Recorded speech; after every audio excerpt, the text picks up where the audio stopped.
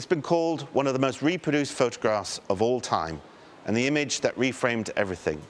On December 7th, 1972, during a trip to the moon, the crew of Apollo 17 captured the Earth, illuminated blue and white, glimmering in space.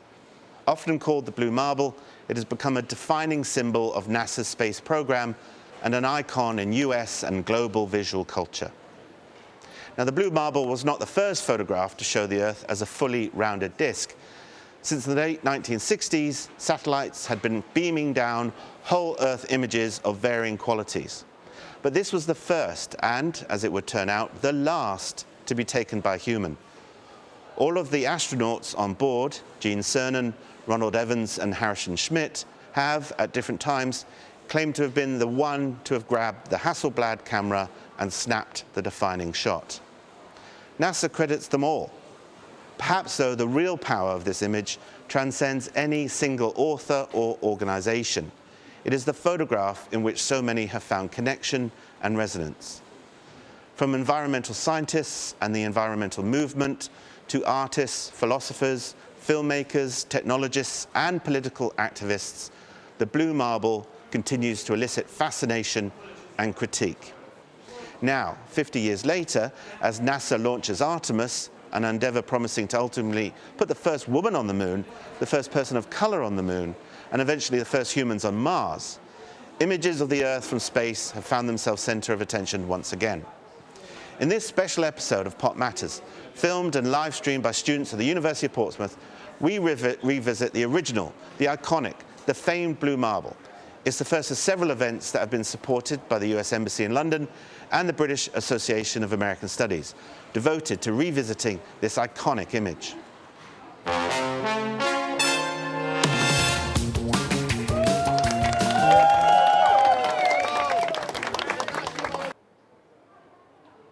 Hello, and welcome to this very special live edition of Pop Matters. I'm your host, Professor Lincoln Geraghty, and I'm joined today by a group of experts with different interests in the famous photograph, the blue marble. On the sofas joining me today are Dr. Rebecca Janicker, Senior Lecturer in Film and Media at the University of Portsmouth. Hello. Dr. Chris Pattison, Senior Research Fellow in the Institute of Cosmology and Gravitation at the University of Portsmouth. Hello.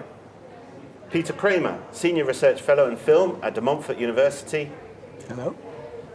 And Dr. Jennifer Levasseur, Curator at the National Air and Space Museum in Washington, D.C. Hi there. Thanks all for joining us today. Now let's start with a warm-up question, get you talking. It's been described as one of the most reproduced photographs of all time. Now, from your various perspectives, film, media, science, why do you think the blue marble has received so much attention? What do you see in the blue marble? And Jennifer, I'm going to go to you. What I see in the blue marble is really a personal story, in a sense, is that, you know, this is something that human beings actually experienced. I like to look at it as a lens of its own type, which is sort of a lens on a time when, that I can't imagine personally because I wasn't alive at the time, but that I know many people do have memories of. And to think about what those people were experiencing in that moment, to me, seeing something that unbelievable in a sense with one's own eyes, and obviously then with a camera as well, is really magical in many ways. And never seen before, right? This is like the image. In this format, yes. I mean, we had seen Earth going back to the Apollo 8 mission with the first time people had gone to the moon, but to see it in its entirety like this was the first time. Excellent. Peter, what does it mean for you? Well, I grew up in that period, and visions of the globe were everywhere. So you didn't actually need the picture, this particular picture. You could see it in movies, on television. You know, maybe not the whole Earth, maybe fractions of the Earth, but images from space weren't that unusual. So I have to say, actually, that the image didn't mean anything to me, because I spent my childhood in the late 60s, early 70s, thinking about space all the time anyway, and thinking about the Earth from space. So it's a slightly different perspective. Yeah. Rebecca, for you? Yeah, as someone who studies the Gothic, what the image kind of says to me is notions of the sublime. I mean, it's this awe-inspiring image that really kind of puts humanity into perspective.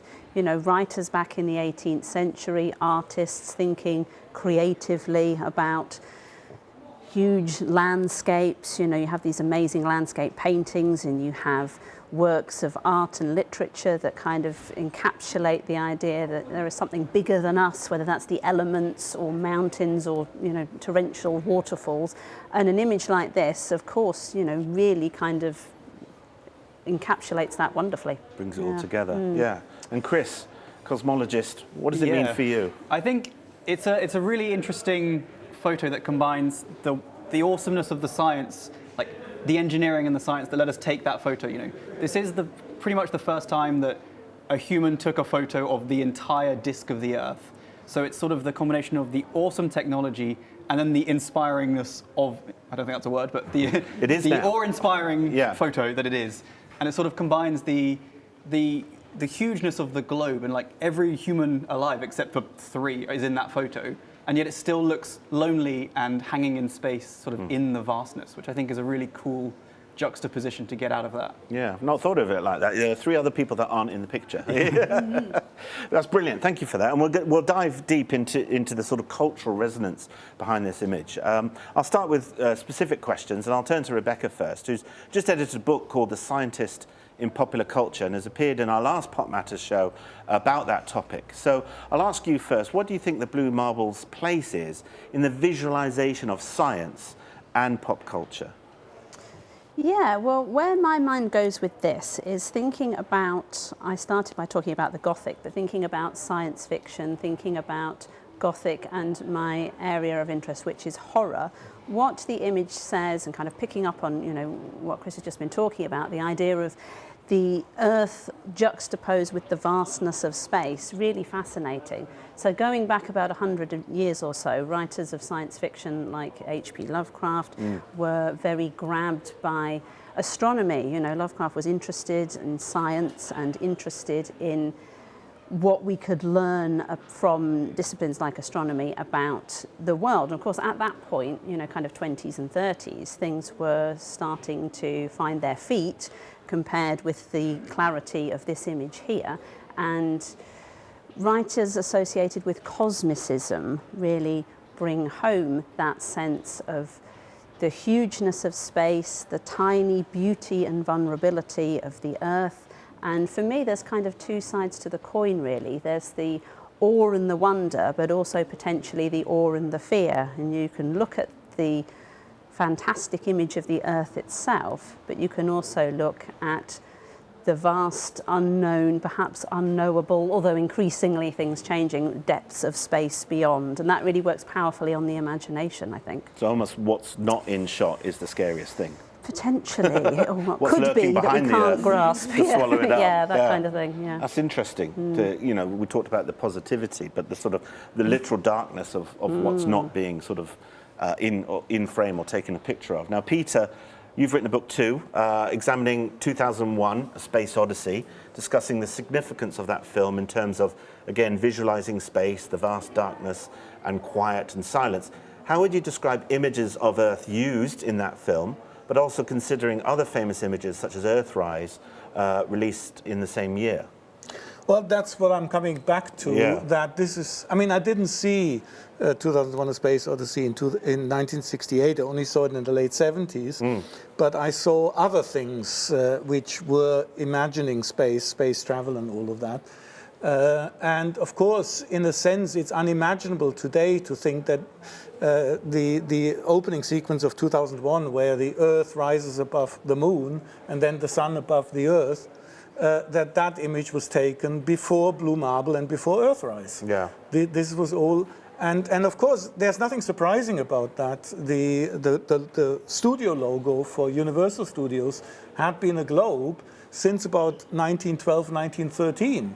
And in actual fact, a lot of studios, film studios, used globe-like imagery or heavenly imagery, looking down from the heavens to a huge mountain, as in Paramount. So for me, this picture is a culmination. As a historian, when I now look back, it's a culmination. It's not a starting point, it's a culmination. And the film 2001, in retrospect, for me now that I've done all this research on it, that is a starting point. So for me, it's not Earthrise. It's not neither Earthrise nor The Blue Marble. It's 2001: The Space Odyssey, because as a film historian, I can see the traces of that film in virtually every science fiction blockbuster made ever since. And you may know that last week the results of the latest Sight and Sound poll of international critical opinion came out. 2001 is at number 6, but the directors poll, where filmmakers, hundreds of filmmakers from around the world are asked about their favorite films, 2001 is on top. So Star Wars, Close Encounters, Gravity, Contact, all these movies, right up to Avatar, they come right out of that movie 2001: A Space Odyssey, and that's acknowledged. This is not something where you just compare the films. The filmmakers have said as much. So, and not the least appeal of the film is this fantastic experience of being in space. Because if you saw the film in its original version, I once saw it on a curved IMAX screen, Cinerama screen. I'm tempted to say IMAX, but before IMAX there was Cinerama. I saw it on a curved IMAX screen, and you really feel disoriented when you sit close to the screen, because the film plays with, being, without gravity, losing the sense of up and down. The film plays with that. If you see that on a curved screen, you really experience it. So the film is a space trip. It puts you into space. And I think that's the experience that for many people was arguably more important than watching this picture, or even watching the moon landing. Yeah. I'm a little disappointed Battery's Not Included is nowhere in that top 10. I'll have a word with Sight and Sound later, but we might come back to that.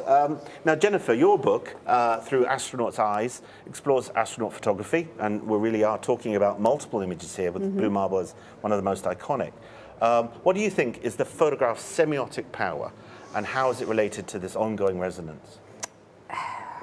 Well, it is very symbolic. I mean, it captures so many things. I think the idea of it capturing all of humanity yet excluding everything around us is a really interesting one. And the astronauts themselves, which is really, they're sort of the core of my story. They're almost not even the storytellers. They're creating this visual story for us, but they're pilots, they're engineers, they're people who are trained to do this work, and they're not creating a narrative in the form of a filmmaker's narrative about space travel, but yet they are. And so we see them as surrogates for what it is we want to understand, which I think is a really great point that Peter made about this. That what we really wanted was the experience. And as a museum curator, when I interact with the public in particular, that is quite clearly what young people want to understand about space, is the experience. And so when I often talk about the image, and I usually call it the whole Earth image, because it is the whole entirety of the Earth, that's sort of its more original name, it is to describe the process, and it's a little bit easier with something like Earthrise because there's another object in the image to be able to orient things, but to describe what it was like to be an astronaut in that moment is very difficult, because this image could have been taken from any angle. You could be upside down, sideways, in so many different orientations, because that's how it works in space. There's no up or down. And so to kind of tell this story is incredibly complicated without something else to help you with that. I often like to not only talk about this, but talk about one often called The Loneliest Man, which is an image taken by Michael Collins during Apollo 11, where he is the only human in all of history not in the frame of the one image. So it's not just 3, it's 1. And so it's a very powerful, sort of opportunity to think about the astronaut as literally our lens on this entire landscape and spacescape, if you wanted to call it that, to be able to see the sort of entirety of everything in that view. And it becomes a little bit more simple to, I think, when you have those little things. It makes this a much more scary image as well. I agree that it's kind of has that tone of being very intimidating. That this is the only place we have. And so what do we do with that? And so I think it challenges us to think about, I think what we'll talk about maybe is a little bit like sort of looking forward, you know, if this is this fragile orb in space, as the astronauts described it, what else is there? And right in that image, all that you the only other thing you see is blackness and darkness, and it's nothing else very, in frame. It's very intimidating. Yeah, and just to pick up your point on the astronaut, you know, they're not trained photographers; they're scientists, pilots, you know, military men. So to actually capture an image like that is often seen as a sort of perfect picture. It is. It's interesting, isn't it? Yeah, and I think what'll be really interesting is coming up here just in the next few years when we have someone else, another human, go through this same process. Hopefully within the next year or two, we'll have a different person. And so you mentioned these are all military men. What will it be like for other people to feel, of other cultures, backgrounds, genders, and everything, to feel more connected with that story? I think that moment will be potentially have more of an impact than even this image could, because there's a different opportunity to connect with it. Yeah, and life has moved on. It's a different planet, of absolutely, course. Brilliant. Thank you, Jennifer. And Chris, looking at it as a cosmologist, are there particular aspects of the blue marble that interest you and your field? And does that have an impact on the way you do your research and communicate that research to others? Oh, that's a good question. Yeah. I mean, looking at the picture, there are some fascinating things. Like you can see a big cyclone in the top right, sort of in the Indian Ocean, which is just something that you have to look at it for a long time to notice. And like this is the first time we would have seen the southern polar ice caps from space. So it's cool because, well, to me at least, because this is kind of the only place we can see those things. Like we now know, we didn't at the time, but we now know there's thousands of other planets around other stars. But we are so far away and they're so small that we can't see that sort of detail. And even on the planets in our solar system, they look completely different. And there is that uniqueness of, obviously, we live on this planet, but we can't see anything like this wherever we point a telescope. So this really is the one lens onto the Earth and the people that we have here. And I think that's really special. I think that's what impresses me most about it, is the uniqueness, and sort of we have the beauty of what we have, but then it's so easy to lose that beauty as well. I think, you know, the astronauts could have, you know, covered the entire Earth with their thumb, and it makes it look very fragile. The right? ultimate power, just exactly. to blot us all out. And you mentioned telescopes there. So, you know, this is a handheld camera compared to those multi-billion-dollar telescopes. And you're saying this is an image that captures more detail, perhaps, or a different sort of detail? Yeah, I mean, those telescopes are incredible at capturing detail, but it's just a completely different scale. Right. Like, the Earth is you know, it's relatively big compared to us, and they were relatively far away. But when you think about the vastness of what those billion-dollar telescopes are looking for, they're light years and light years away and light years across. But really here, the proximity, it really helps you out, even with a handheld camera. Like, this was developed by hand in Texas, I think, this photo. That shows you how easy it was to take, and well, you know, once you had the picture, it was easy to do. Whereas with a big telescope, you have a lot of processing to get an image that would look like this. Yeah, and international partnerships. Absolutely, they go around the world, and everyone has a go at it. And I guess to touch on the other part of your question, which was, does things like this in visual culture impact how we do science? Yeah. I think it might be hard to argue that you could convince maybe JWST to point at something because it looked like something in pop culture. But I think the important thing that pop culture does is inspire scientists. There's a whole generation of scientists that saw this picture, or, you know, saw the Apollo landings in general, and because of that went into science, and then will have done incredible research. And I mean, maybe you could convince a grant panel to give you some money because something looks like Star Wars. Like, Saturn has a moon that looks like the Death Star, and I bet that's disproportionately more photographed than the rest of those moons that no one knows about. Darth Vader could be there right now, exactly. And we wouldn't know. I mean, there is a part of it that's, you know, people hand out money and connecting people with culture that they're aware of might help you get a funding proposal through and do interesting things.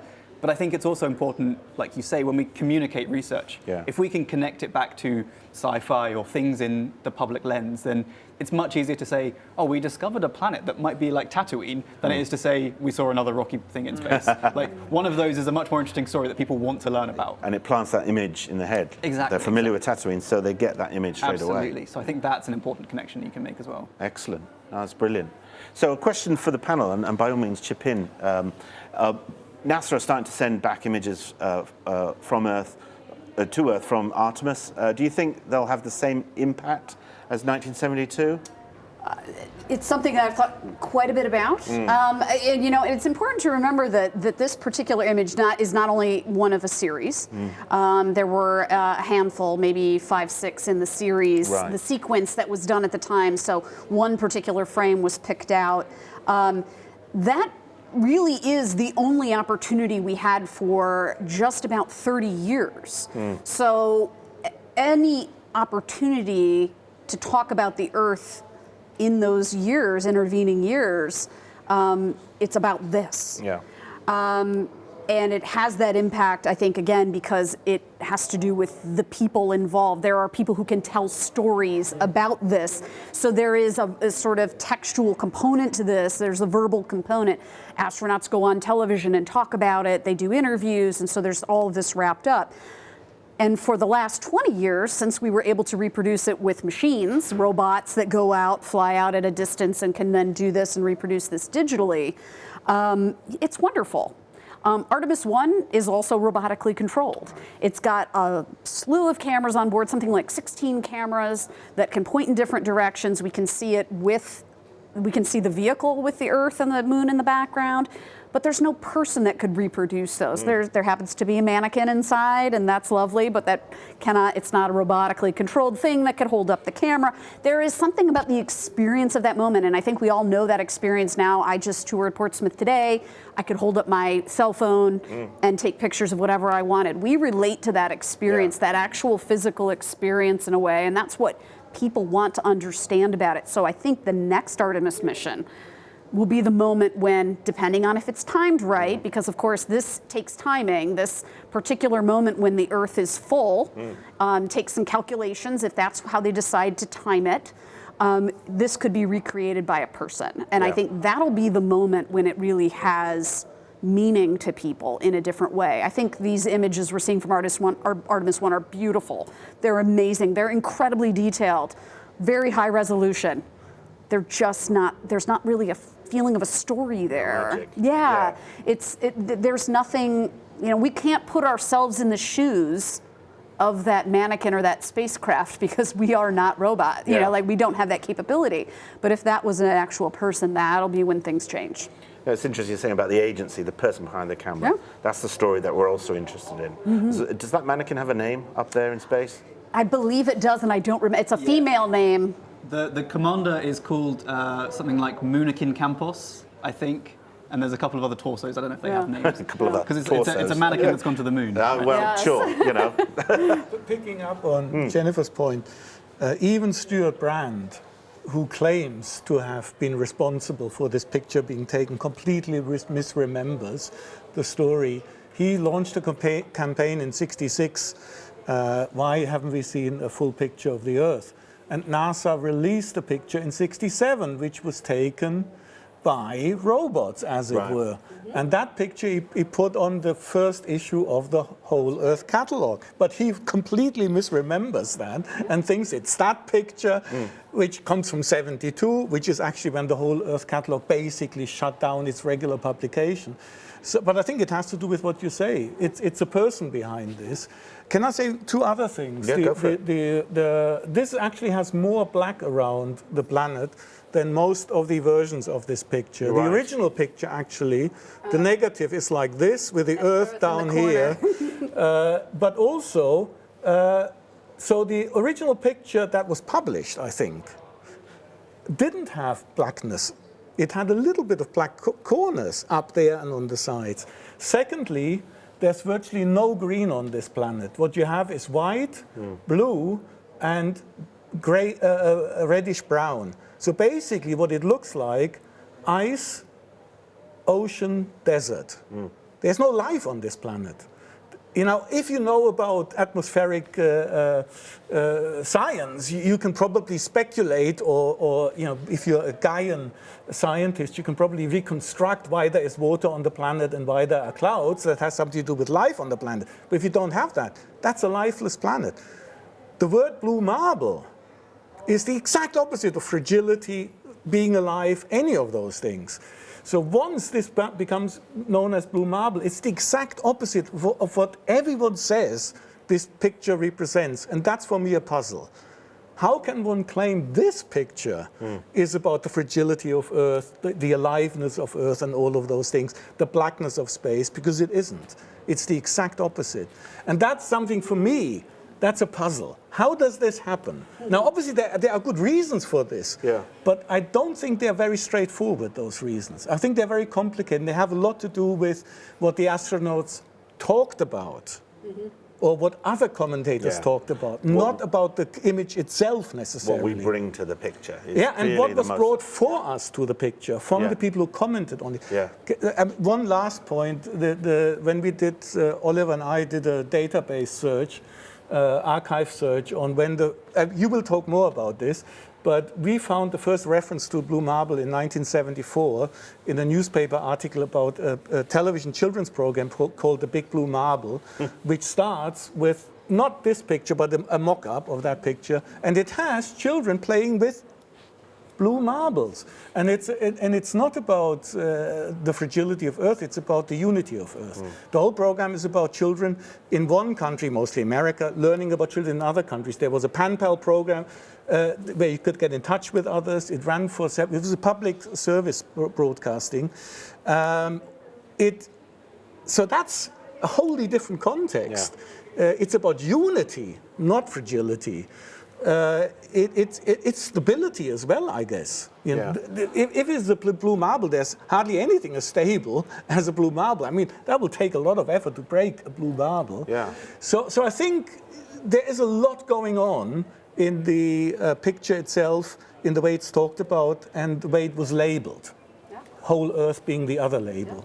I think go for it. I mean, I wasn't around when this picture was taken or when any of these programs would have aired, but I think for me, the name blue marble still instills some fragility in it, because a marble is tiny and we're big, right? So when you have a marble in your hand, you feel like it's quite a fragile thing. It's made of glass. You can throw it, you can smash it, you can do whatever. And that feels fragile to me, even though, like, I know a marble is very hard, right? But you can spin it around. You can turn it around. But that feels very chaotic, and that's not what we would want for the global. Archimedes, give me a lever and a place to stand on, and I will move the Earth. So that blue marble you held in your hand, that's the man, the male scientist who is in charge. Yeah, this is not the Earth being subject to universal forces. This is a fantasy about a man being in control. So I think that's what the picture ties into as well. It's this male hubris about controlling everything. When you mentioned kids playing with marbles to start off the show about the blue marble, it reminds me of at least two scenes, one in Simpsons and one in Men in Black, where everything pans out and we find out the universe is a bunch of aliens playing with the Earth as a marble, right? Yeah. And that reminds me, very good one. And that reminds me of the horror, the idea of like there's someone out there that could just ping us away, and it brings me back to this cosmicism of, you know, we're on the edge, and one big wrathful God can go and wipe that out. I think if you put the image in a different sort of context, and I think what's coming out of the conversation is, you know, in many ways it depends on who's looking at it, for what purpose are they looking at it, in what context. It might be education, it might be different kinds of science, it might be pop cultural.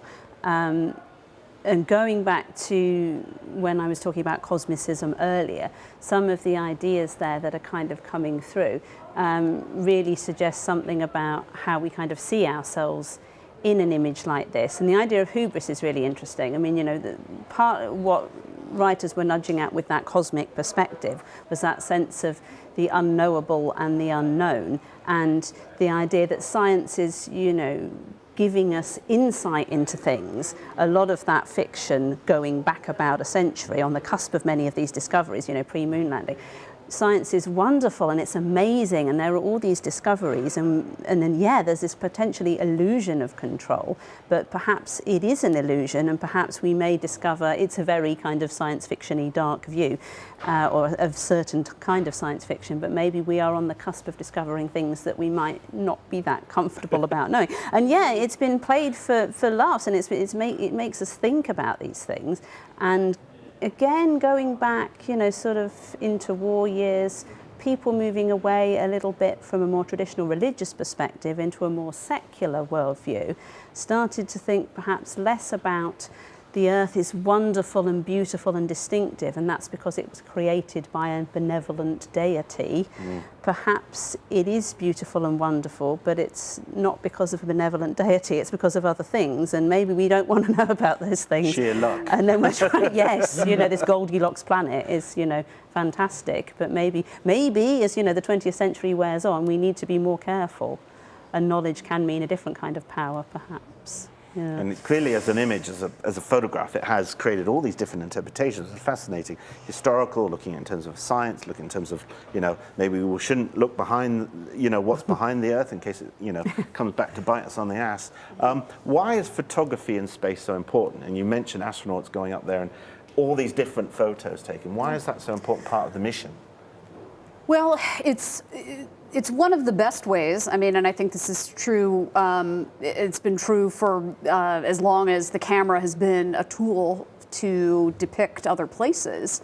It's the opportunity for those who can't or don't want to go someplace, aren't capable of going someplace, to sort of have that moment of connection with that place. And so I've explored a little bit about the idea of just sort of exploring with a camera, you know, taking cameras places that are otherwise unreachable almost by most people, especially at times when travel was much more complicated. So a primary example would be going to Antarctica on some of the voyages of the early 20th century. You know, taking these huge sailing vessels down to these places with a large crew. There would be one photographer on board who could then depict that voyage, depict the crew, depict that location. And those became the ways in which you informed others about that experience. And, you know, some component of what those voyagers were doing, those explorers were doing, was science. They were bringing information back, and these as bits of information about that place is valuable, and it informs sort of basically what happens with this image as well, which is oftentimes it's used symbolically as the beginning, even though it's not really a beginning, it's a bit of an end, it's also a beginning for something else, which is it's seen as an opportunity to think about the close-up. Let's go zoom back in to these features. Let's not look at them as so far away and indistinct. Let's zoom back in. And so what happened after 1972? We started orbiting the Earth again. We started taking photographs at closer range with higher powerful lenses where we could see the things that we had done to the Earth, what we were doing, the development of cities, settlements across the globe, and you can see the changes much more easily when you look close up. And I think this then begins a sort of unexpected journey for photography as a tool, is that we can have these views with electronic robotic voyagers that go out 100,000 miles away or whatever it might be. But what is more valuable in some respects is the opportunity to look closer and to see those things that really do have an impact. And so that environmental component is part of that. You know, the human development, human impact on the Earth is much more apparent when you get closer. And so the space station for the last 22 years, we've had that capability of looking down, not we as individuals, but we as sort of having surrogates who are astronauts who are up there can tell us those stories. I like the idea of looking at the cyclone there because weather events are one of the most commonly depicted things. As soon as there's a weather event, I think the attacks of September 11th, 2001 were also another moment when there is an event that is visible from space. We not only want a picture of it, we want an interpretation of it. We want someone's point of view. So I see this as a different kind of starting point for a different moment. And it really, I think that's sort of the underrated story in a sense, is that we decided to stay close to Earth, and we've done it for now decades, where we can look down and people can look down anytime and tell us a story about what they see. Like you're saying, a trip to the moon actually starts our focus back on Earth. Yeah. Most definitely. I mean, maybe just another thing. This picture does tell a story, and it's the story of humanity starting out under those clouds, I guess, where there might be some green. That's where humanity started. Asia, where most people live, have always lived, is not on this picture. It's just a tiny little bit at the edge on the right. The West is not at all there at all. So what we have is the starting point of humanity in Africa, and probably under that cloud there. And then we have one of the first, maybe the first human civilization in the Middle East. So it does tell a story, but that's eerie for me, because he couldn't plan this. Yeah. And the other pictures, I think I have to look at them again in the series, whether they actually show different aspects of the Earth. No. So maybe it was just coincidence. It was coincidence, and what I find interesting is that in 2015, when the Discover satellite was first able to give us really a whole Earth again, and it continues to do this, and it can take images throughout the year and compile these strips of images basically to give us an image. I remember there being, I don't want to say a controversy, but some concern that since this image showed Africa and parts of the Asian continent, what we really should be showing next is North America, because I know we need to show the origins of all of these capabilities, which is kind of ludicrous in a way. Florida. This is still the same planet. It shouldn't, and this was just sort of, I think there's a misunderstanding that maybe the Apollo 17 astronauts, if they just waited a little longer, they could have seen another part. That's not really how it works. Ready for the best shot. Yeah, that's not really how the photography works. They take these images as they have time, and this is what was there for them to see, and there's no intention behind showing, although it's true. This is the sort of origins of humanity. Yeah, it does make for a lovely story. But that's, it's more circumstances than anything. Yes. But of course, on the flip side of that, decades later, well, we really should be showing, the Western cultures or some nonsense like that. And it's, it has to do with, the actual orientation of the Earth, the tilt of the Earth at a certain time of year. That's just how the mechanics work. There's science involved. Yes. As you said, calculations to, reach that particular moment, and that's how it happened to be. You can't wait. So photography is important, and you've talked about that sort of resonance. And thinking forward, we mentioned Artemis and images that were coming back now. I would like to get your thoughts on what a future sort of similar image might be that would capture our imagination. Like we've talked about 50 years of this image capturing our imagination. What could the next image from space look like that would capture the Earth? And you talked about sort of expensive telescopes. Do we have anything like that now, Chris, or are we still waiting? I think we're still waiting. I think, as we've said, the Artemis missions with people will give us perspectives that are very interesting. Not just a white man in space taking a picture looking back, but perhaps a more varied crew of astronauts will help a lot more people to relate to this sort of thing. And I just think for inspiring the next generation of astronauts and scientists, it's very important, right? If we send someone to the moon and we don't have any pictures of it, it's hard to talk about, it's hard to inspire people.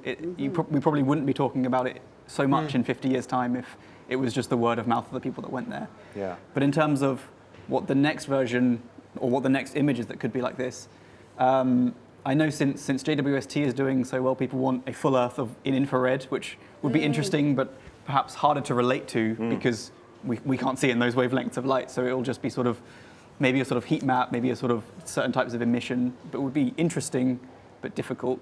And I think maybe when we have a sustained presence on the moon, a shot looking back at the moon of that will be very inspiring, because that will truly be when we're the start of the next chapter, living or having a sustained presence somewhere other than Earth. That will be a huge, huge milestone. And looking back at what we've achieved, especially if the Earth is in the background of that shot, that will be one step beyond. Incredible, absolutely. Actually, that's one of the posters for 2001: A Space Odyssey. People going about their business on a moon station and the Earth in the background. But Carl Sagan proposed an alternative, the pale blue dot. Voyager being, I think, already having left the solar system or being about to, and there's this tiny, it's just a pixel. Yeah. And he said, because that's about humility. That can still be Archimedes, I can manipulate this. But I think the pale blue dot picture, but of course it's not an attractive picture because, you see somewhere, you see this tiny little blue pixel. It's a smudge on the screen. Exactly, but that's the humility, I think, that he wants to get at. Yeah. The pale blue dot for me is one that the longer you look at it and the longer you think about it, the more impactful it becomes, whereas something like this straight away sort of hits you and you go, wow, we're hanging there, it's black, it's blue, it's incredible. I think that's the difference to me. That's true. Do you think the next picture will maybe see some of those horrors you were talking about, Rebecca? Do we want to see those horrors? Because you were talking about infrared or heat maps, because the heat map would show us that we're burning this planet alive, in a sense, wouldn't it? And we're ruining it very quickly. What images do you think are coming our way? I suppose one of the most obvious things that would be impactful is maybe not that far from home, and that would be something that's really brings home, in that very literal sense, environmental concerns, probably. Part of the allure of the science fiction, I think, is it's often about, what might be on the horizon, what we don't know yet. So that's a tricky one, and I think that will always be a possibility. And the idea of the pale blue dot, I think, kind of plays into that.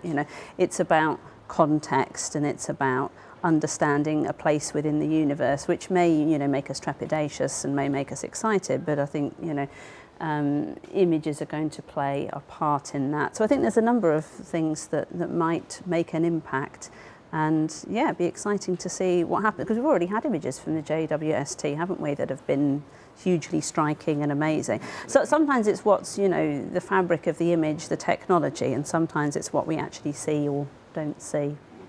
I think, if we ever got an image like this of an exoplanet that looked similar as well, that would change everyone's worldview. Right? At the moment, this is the center of our universe in some sense, because we are all here. And if we see a planet that looks like this, but isn't us, that will change everything, I think. I'm thinking Cybermen, Mondas, our twin planet.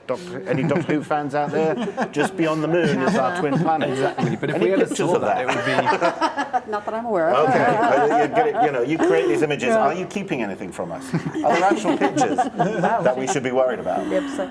Not that I'm aware of. Certainly not. But there's one more point to make, because it's not the whole Earth. It's one half of it. Well. And one of the NASA pictures was the whole Earth, and it doesn't look good, because it just, you don't know what it is. It is the whole Earth.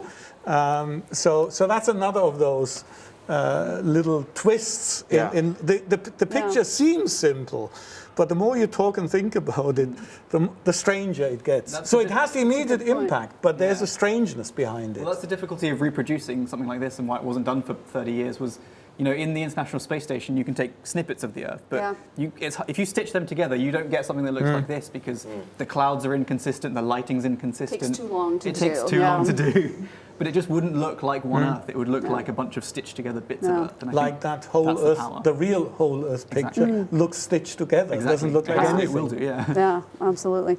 No, I think what might actually be interesting, and this has been attempted in those small snippets through the past, not long after when the Skylab astronauts were orbiting the Earth, they did a number of visual photography studies of different parts. Owen Garriott in particular did sort of very detailed photography with just sort of the same camera that, essentially that took this. And then when his son went to space, he tried to repeat that. And of course, there's something like 40 years plus in between those opportunities.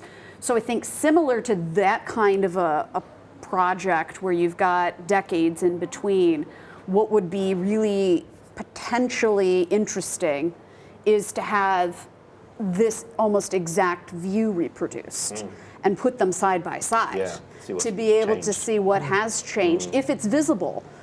Because there is that sort of, it feels, very indistinct, and the perspective here is very distant, and it feels, almost impersonal, very impersonal, in fact. But to look at that same space and to see differences could potentially have some real, there could be some real power behind something like that. But at the same time, I mean, we have had the capability to look down on Earth and to see the changes, and that seemingly hasn't really moved us in the right, I mean, we're moving, and many of us are moving in that direction, but not to a point where it really feels like we're turning a corner. Maybe something like that could have some real power to motivate people to do something, because it is a significant moment in our history. We need the next most significant moment that really energizes people to do some significant work. And obviously there are people around the world doing those kinds of things on the surface. How can space also help us? I think that's something NASA does think quite a bit about, is using space not only to learn about being in space, but also to have an impact on Earth. That image could potentially do something like that. So we're waiting for that next image from Artemis, perhaps. But there has been this art installation of the globe, and I think it tries to be photographic rather than like these cartographic globes, which have countries on them. I saw it, but I can't remember it. I think it's more or less modeled on a picture like this. And it's still touring the country. It has been touring for several years now. You can see it in cathedrals, often, interestingly. Back to God again. And you walk around. And it is quite, especially, I mean, I'm not a religious person, but especially in the cathedral, it is an eerie experience to actually walk around the whole Earth. And look at it. It does make an impact. I don't know who actually generated this particular project, but I thought that was an interesting one to make this 1972 experience come alive again. And across the next few days, this being the first sort of event in a sort of event talking about the sort of impact of the blue marble image, an event called The Whole Earth here at the University of Portsmouth, we have artists and performers sort of integrating and exploring the visual and playing with this image and seeing what they can get out of it. So I think you're right to bring one that of the artworks is really terrifying. Back to the terrifying again. No, isn't but it is extraordinary. Because it's photocopying. It's not exactly that image, but it's slightly differently laid out. It's photocopying it again and again and again, but also letting the paper crumble a little bit. You know what it looks like at the end? A mushroom cloud. I think that's Dan McCabe's work, isn't it? Check out the Whole Earth website, which is attached to this event, where you can see a lot of these artist explorations of the image. And again, all our sort of bios are up there, and more information you can get to find out a bit more about the blue Earth. But for now, I think it's been an excellent conversation. It's gone from the sublime to the scary. We've talked about it in terms of narrative. We've talked about it in terms of the story, the astronaut's story. And I think this is an excellent way to kick off the next few days. So I want to take this time to thank you all. My thanks go to Rebecca Janicker. Thank you. Chris Pattison. Thanks for having me. Peter Kramer. Thank you. And Jennifer Levasseur. Thank you. We've been discussing the blue marble 50 years on, because pop matters.